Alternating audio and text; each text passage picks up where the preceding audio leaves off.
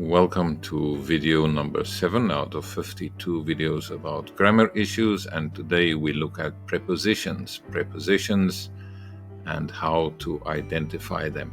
A preposition is a word that shows the relationship between a noun or a pronoun and other words in a sentence. The job of a preposition is to indicate location, direction, time, or the relationship between different elements in a sentence. They are small words with a big function, and that function is to complete the meaning of nouns, verbs, and adjectives. We could call them, if we want, relationship words, the relationship of one thing to another thing. For example, the cat sat on the mat. Now, if we said the cat sat mat, it would not make a lot of sense except that the cat was sitting and that there was a mat involved. But on the mat, on is the preposition, it shows the relationship between the cat and the mat. All right, now, different jobs. The first job of a preposition is to show the position or the location of something or someone. We use like in. The milk is in the fridge. On, the cat sat on the mat.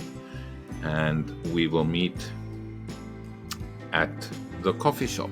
It gives us a sense of place. Under, over, between, beside, and near.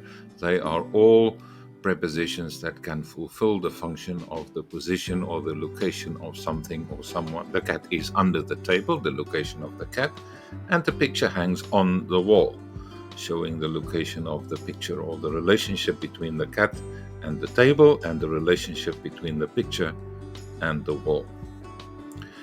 Prepositions also can indicate a time relationship. Before, so after, during, since, or until. Before, after, during. We can say before is yesterday, during is today, and after is tomorrow, if you want to help you to remember the function of before, after, and during, perhaps. I waited until the clock struck midnight, signaling the end of the party. After saying my goodbyes, I walked home for several blocks before reaching my house, where I stayed awake during the night reading a book. All of the red prepositions here in this sentence are prepositions that have the function of showing time or the time relationship. The third set of prepositions is direction. To, from, towards, into, and onto are some of the most common examples. For example, she often goes to the park with her dog, or she is walking towards the camera as she is stepping away from the building behind her. We get a clear sense of direction. There is a small warning, and this makes prepositions a little bit more difficult or a tough subject to work with. Small words, big meaning, right? Not all words that look like prepositions are prepositions. For example, I want to sleep, I want to eat, I want to go to the cinema.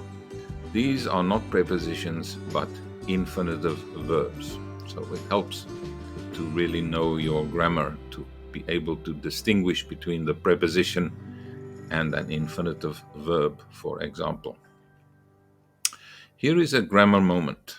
If we call prepositions relationship words, the good news is that prepositions are sometimes connected to other words in what we may call a prepositional phrase. A prepositional phrase.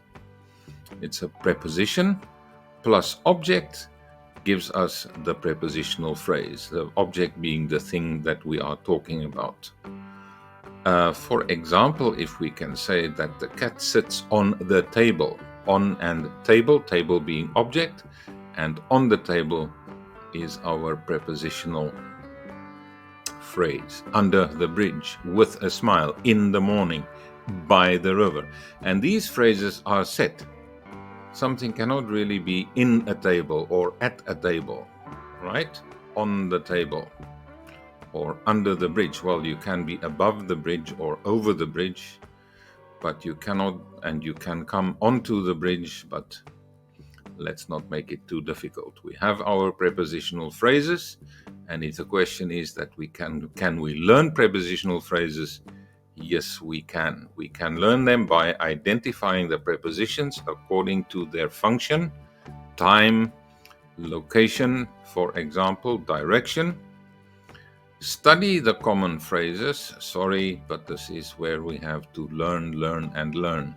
This is the pity, or the truth rather, of any language that we learn that has a grammar, that sometimes we just have to practice, read and speak until we become familiar with it.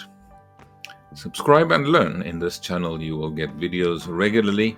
They will be for free and they will help you to practice and to learn your English to improve. Thank you for watching.